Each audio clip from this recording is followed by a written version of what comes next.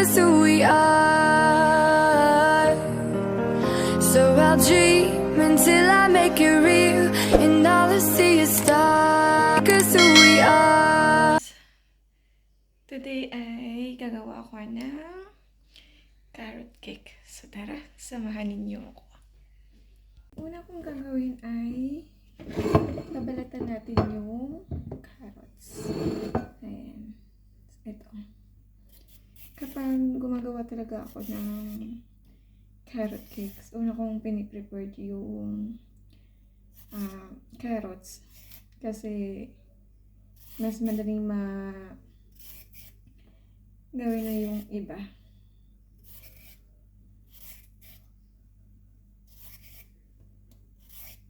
Ayan.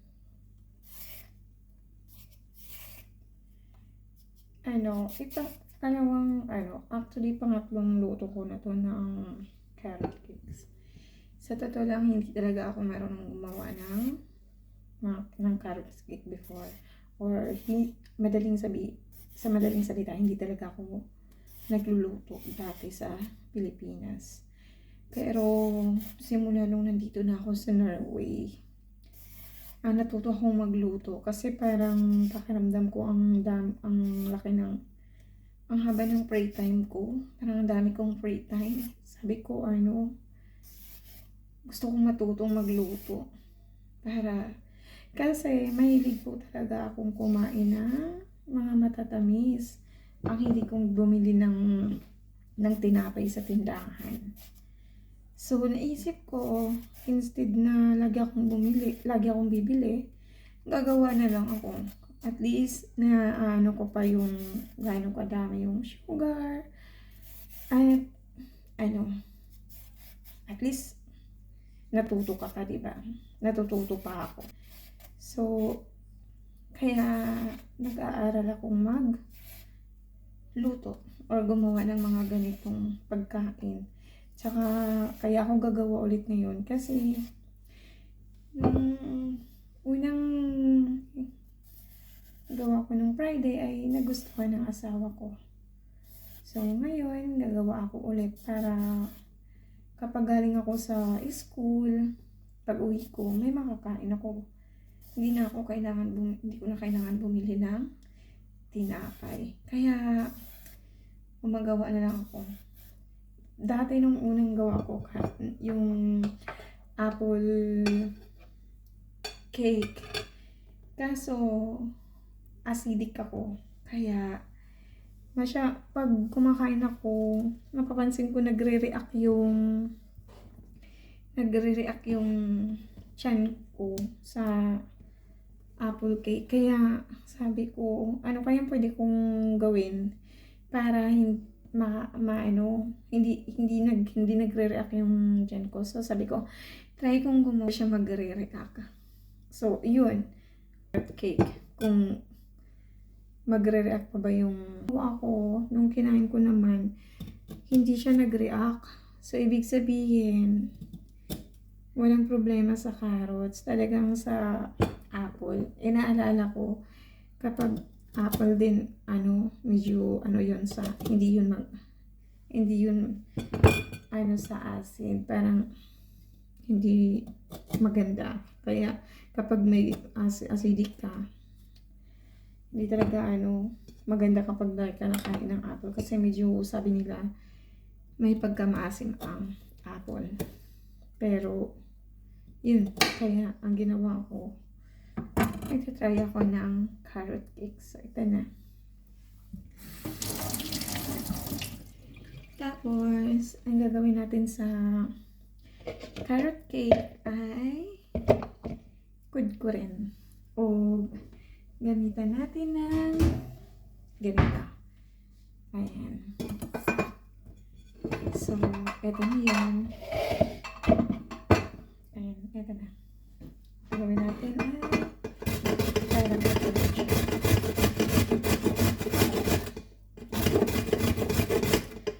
Totoo pa na yung sinasabi nila kapag nasa ibang bansa ka, matututo ka talaga gumawa ng magluto-luto. Kasi katulad ko, wala pa akong trabaho. Nag-aaral pa din ako. Ngayon ang alangwahin nila. So, medyo sabi ko, ang haba ng free time ko. Kaya, magluluto na lang ako.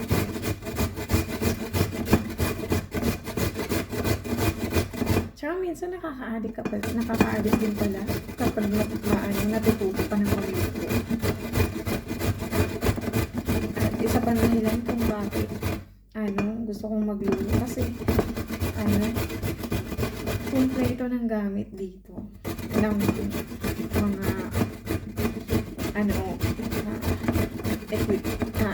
equipment sa cooking kasi yung kapatid ng asawa ko dati ay dito nakatira sa akin. Mahilig din siyang magluto, magbibig, big.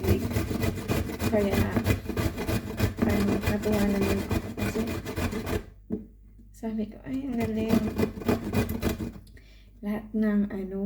Lahat ng kailangan sa pagbibig, meron. Kaya lalo akong ginaganahang luto-luto. Ginaganahang gumawa ng, or mag-bake ng mga cake. Kasi nga, kumpleto sa dami.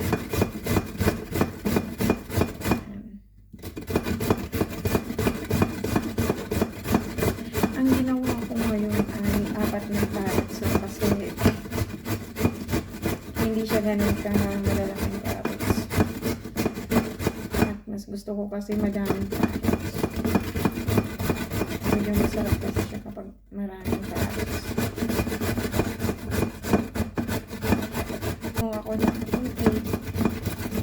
Nagtanong na ako sa pinsan ko, tinuruan niya ako.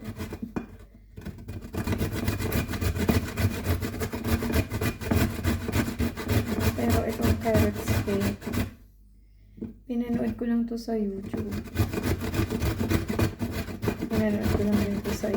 Nung una. Pero syempre, hindi ko talaga sinunod lahat ng eksaktong sukat ng ingredients kasi ayoko na masyadong matamis.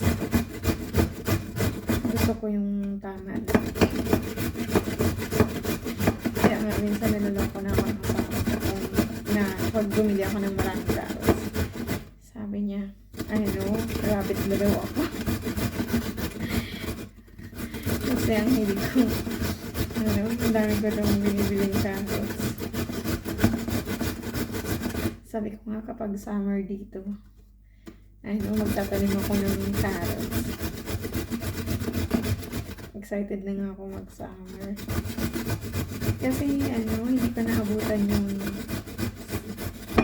naabutan ko naman yung season ng summer dito pa. So, pa-end na. Ayun. Tapos, ito na yung 4 na carrots. So, yung gagawin ko,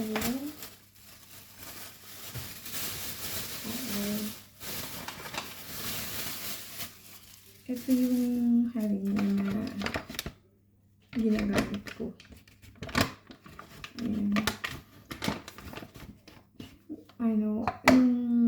Siyempre nagtatanong lang din ako ng una. Kasi hindi ko nga alam kung ano yung mga harina nila dito.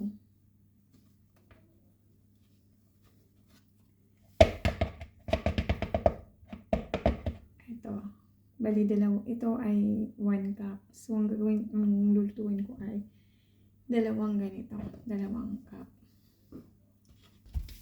Bumibili na talaga ako kasi sabi ko nga, katulad ngayon, medyo na-bored ako. Sabi ko gagawa na lang ako ng ganito. Sa totoo lang kapag, nandito ka sa ibang bansa, tapos, wala kang trabaho, nakaka-bored din. Instead na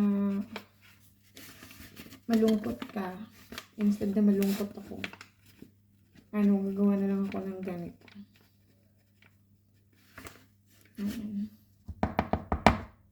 So, dalawa.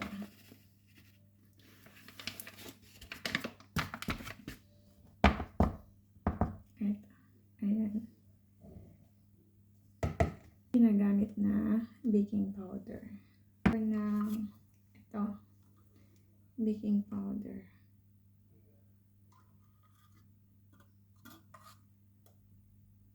Ayan. Ito. Tapos, 1.5 teaspoon na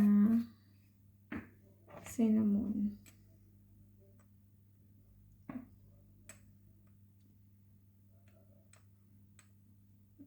Oh.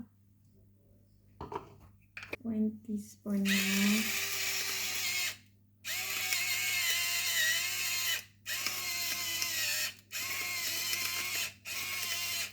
salt. Haluin na yung cinnamon, baking powder, at saka yung flour.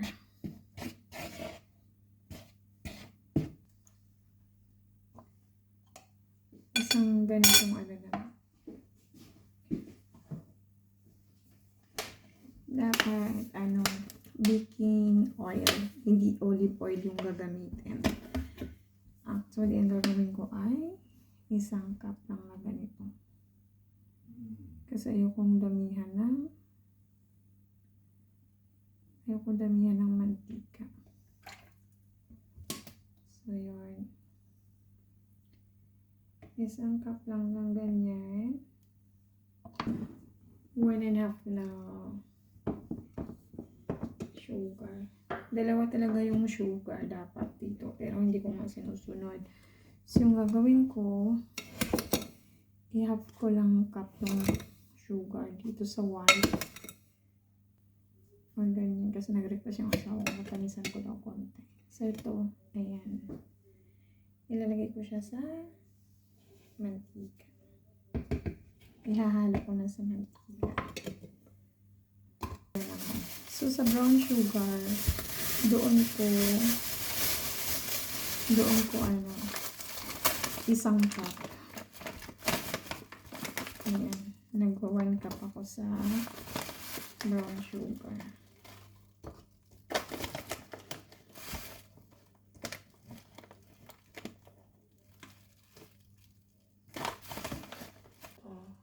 Ito.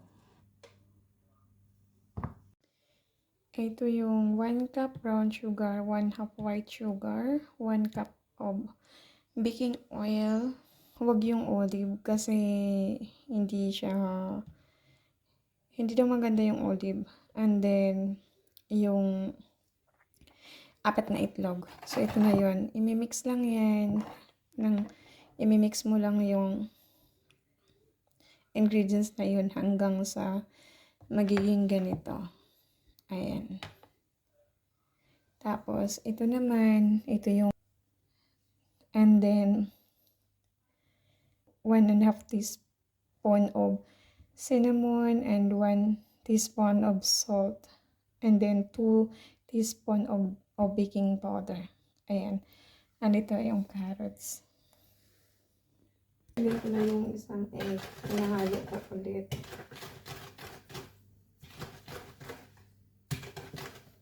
Tapos, ilalagay ko naman yung isa.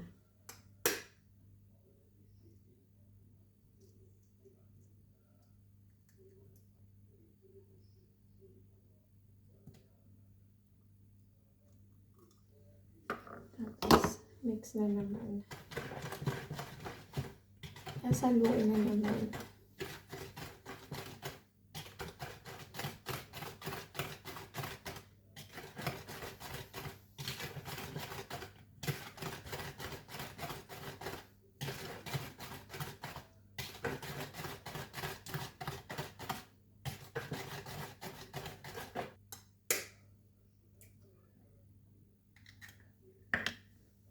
Ayan, hindi ko sinasabay-sabay para ma-mix ko na yung ayos. mix yung egg. Bali, 4 na itlog yung hinahalo ko dito.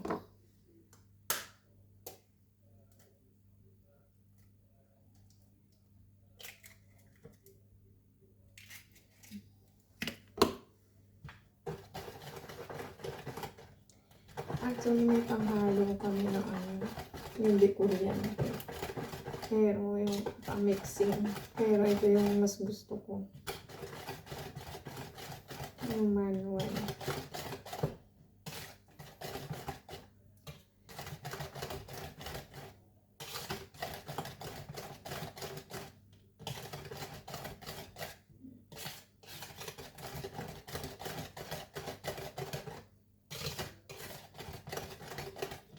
Haluin lang ng mabuti yung sugar, yung egg, at saka yung mantika.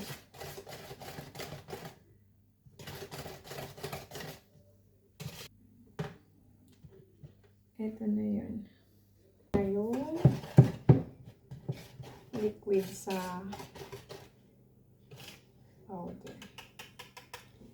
Ito.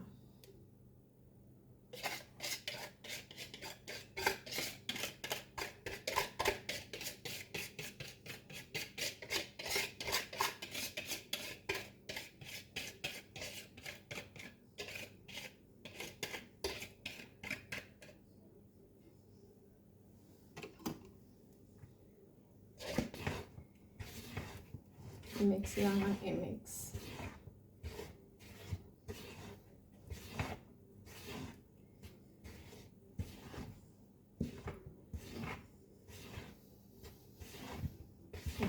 I-mix mo lang yung powder at saka yung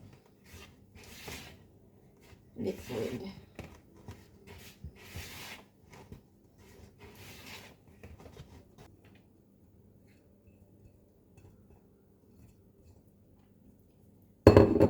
Tapos, mix ulit.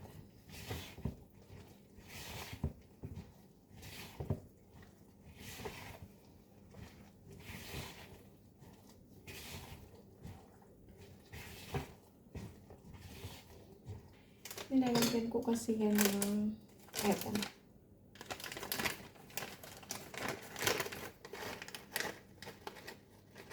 Nilalagyan ko yan. Mismo, hinalo ko. Tapos, halo ulit.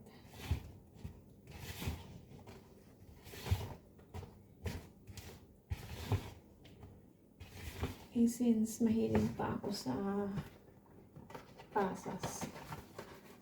Ito. Nilagyan ko ulit ng pasas.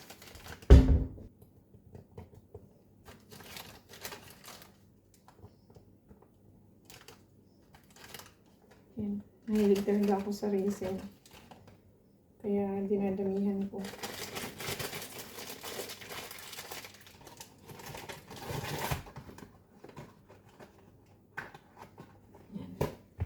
Tapos, mix ulit.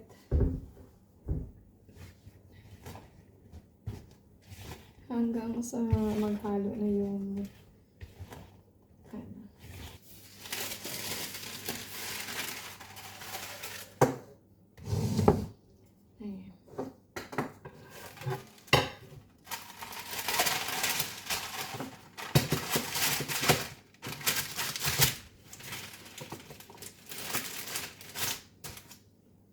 Tapos gugupitin. Ito forma sa bilog.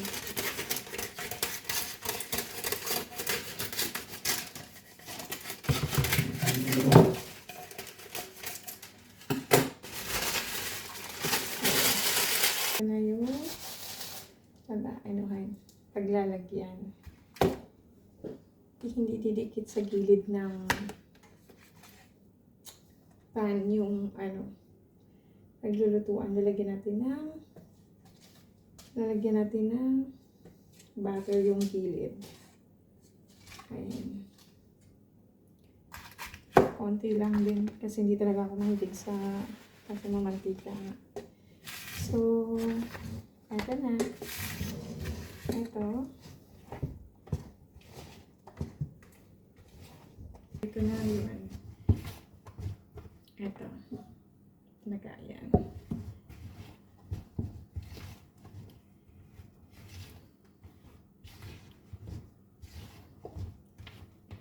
And then, ito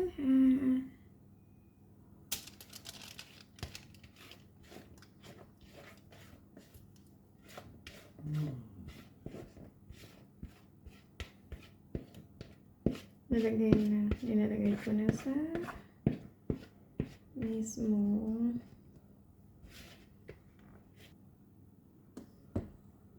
yan. Ang gagawin ko ay ganun mo lang yun para magpantay.